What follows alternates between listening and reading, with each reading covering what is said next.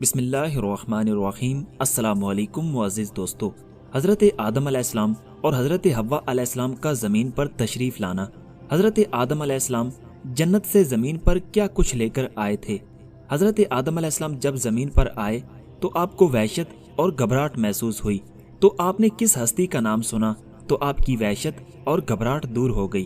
حضرت آدم علیہ السلام اور حضرت حوا علیہ السلام کو زمین کے کس کس حصے پر اتارا گیا؟ حضرت آدم علیہ السلام کا ذریعہ معاش کیا تھا؟ حضرت آدم علیہ السلام کی توبہ کب اور کس دن قبول ہوئی؟ معزز دوستو، اس ویڈیو میں ہم اسی کے بارے میں بات کریں گے۔ دوستو، آپ سے گزارش ہے کہ اس ویڈیو کو آخر تک دیکھیں تاکہ آپ کو مکمل معلومات مل سکے۔ قصہ حضرت آدم علیہ السلام کی یہ ہماری 5ویں ویڈیو ہے۔ اس سے پچھلی ویڈیو اگر آپ نے نہیں دیکھی تو ان کا لنک ڈسکرپشن میں ہے۔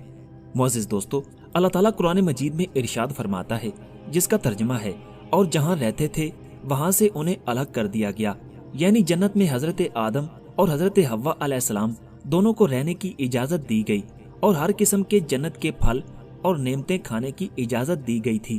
البتہ ایک درخت سے منع کیا گیا تھا۔ جب شیطان خیرخواہ بن کر قسمیں اٹھا کر نصیحتیں دینے والے کی شکل میں آپ کو وسوسے ڈالنے میں کامیاب ہو گیا تو آپ کو جنت اور جنت کی نعمتوں سے الگ ہونا پڑا۔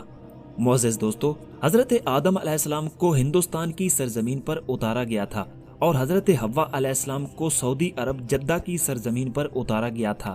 حضرت علی رضی اللہ تعالی عنہ فرماتے ہیں کہ ہندوستان کی سرزمین ہری بھری اور سرسبز و شاداب اس لیے ہے کیونکہ اس زمین پر حضرت آدم علیہ السلام کو اتارا گیا تھا۔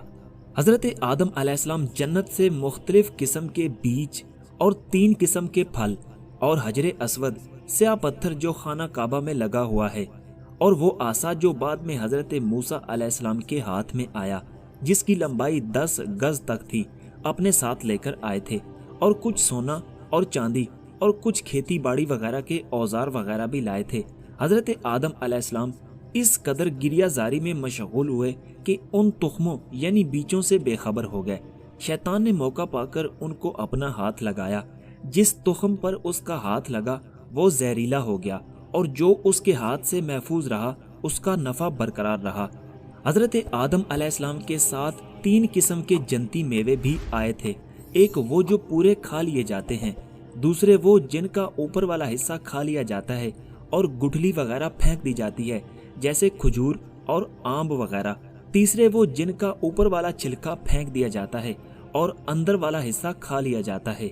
معزز دوستو، حضرت آدم علیہ السلام جنت سے کچھ اوزار وغیرہ بھی لے کر آئے تھے، جیسا کہ ہتھوڑا وغیرہ، اور ساتھ میں حضرت آدم علیہ السلام حجر اسود لائے تو حجر اسود کی روشنی بہت زیادہ تھی، کئی میل تک اس کی روشنی جاتی تھی، لہٰذا جہاں تک اس کی شعاعیں پہنچتی تھیں اس حد تک حرم کی حدود قائم ہو گئی۔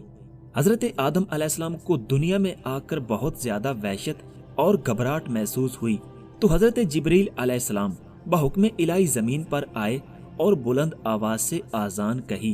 جب حضرت آدم علیہ السلام نے آذان میں حضور نبی کریم رؤوف الرحیم صلی اللہ علیہ وآلہ وسلم کا نام مبارک سنا تو آپ کی وحشت اور گھبراہٹ دور ہو گئی۔ معزز دوستو، حضرت آدم علیہ السلام کا ذریعہ معاش کیا تھا؟ حضرت آدم علیہ السلام نے سب سے پہلے کپڑا بننے کا کام کیا اور بعد میں آپ کھیتی باڑی کے کام میں مشغول ہو گئے۔ اسی طرح حضرت نوح علیہ السلام کا ذریعہ معاش لکڑی کا کام تھا۔ حضرت ادریس علیہ السلام درزی کا کام کرتے تھے۔ حضرت ابراہیم علیہ السلام کھیتی باڑی کیا کرتے تھے۔ حضرت موسیٰ علیہ السلام نے کچھ مدت تک بکریاں چرائیں۔ حضرت داؤد علیہ السلام زرہ بناتے تھے۔ حضرت سلیمان علیہ السلام اتنے بڑے بادشاہ ہو کر بھی درختوں کے پتوں سے پنکھے بنایا کرتے تھے۔ حضرت عیسیٰ علیہ السلام نے کوئی پیشہ اختیار نہ فرمایا، بلکہ ہمیشہ سیر کرتے رہتے تھے اور فرماتے تھے کہ جس نے مجھے صبح کا کھانا دیا ہے وہ شام کا کھانا بھی دے گا۔ معزز دوستو، حضرت آدم علیہ السلام نے کنویں کا پانی کبھی نہیں پیا، بلکہ آپ ہمیشہ بارش کا پانی پیا کرتے تھے۔ سب سے پہلے حضرت آدم علیہ السلام نے چاندی سے روپے اور سونے سے اشرفیاں بنائی تھیں۔ حضرت ابن عباس رضی اللہ تعالی عنہ فرماتے ہیں، حضرت آدم علیہ السلام اور حضرت حوا علیہ السلام سے جب خطا سرزد ہوئی، یہ ان کی اجتہادی خطا تھی، تو آپ 200 سال تک روتے رہے، 40 دن تک نہ کچھ کھایا اور نہ ہی کچھ پیا۔ 1 سال حضرت آدم حضرت حوا کے قریب نہ آئے۔ اسی طرح ایک اور روایت میں ہے کہ 300 سال تک آپ نے اللہ تعالیٰ سے حیا کی وجہ سے اپنا سر اوپر نہ اٹھایا۔ ایک قول کے مطابق حضرت آدم علیہ السلام نے نبی کریم رؤوف الرحیم صلی اللہ علیہ وآلہ وسلم کا نام مبارک آسمان میں لکھا ہوا دیکھا تھا، تو آپ نے اس نام کی برکت سے اپنی شفاعت کا سوال کیا اور توبہ کی، تو اللہ تعالیٰ نے آپ کی توبہ قبول فرمائی۔ اسی طرح حضرت عمر فاروق رضی اللہ تعالیٰ عنہ ارشاد فرماتے ہیں کہ حضرت آدم علیہ السلام نے اللہ رب العزت کی بارگاہ میں عرض کی، اے اللہ، میں تجھے حضرت محمد مصطفیٰ صلی اللہ علیہ وآلہ وسلم کا واسطہ دے کر معافی چاہتا ہوں۔ تو دوستو، حضرت آدم علیہ السلام کی توبہ مقبول ہوئی۔ معزز دوستو، حضرت آدم علیہ السلام کی توبہ جمعہ کے دن مقبول ہوئی۔ آپ کی پیدائش بھی جمعہ کے دن ہوئی۔ آپ جنت سے باہر تشریف لائے وہ دن بھی جمعہ کا تھا، اور وہ دن عاشوراء یعنی 10ویں محرم کا دن تھا۔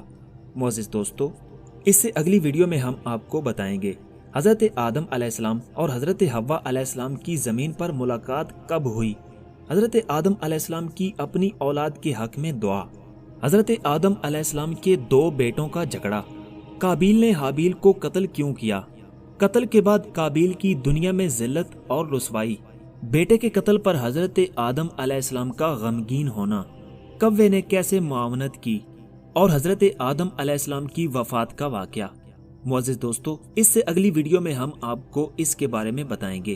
دوستو، اگر آپ کو ہماری یہ ویڈیو اچھی لگی تو اس کو لائک کریں، ہمارے چینل کو سبسکرائب کریں اور بیل کے آئیکن پر ضرور کلک کریں تاکہ آپ کو ہماری ہر نئی آنے والی ویڈیو کا نوٹیفیکیشن مل سکے۔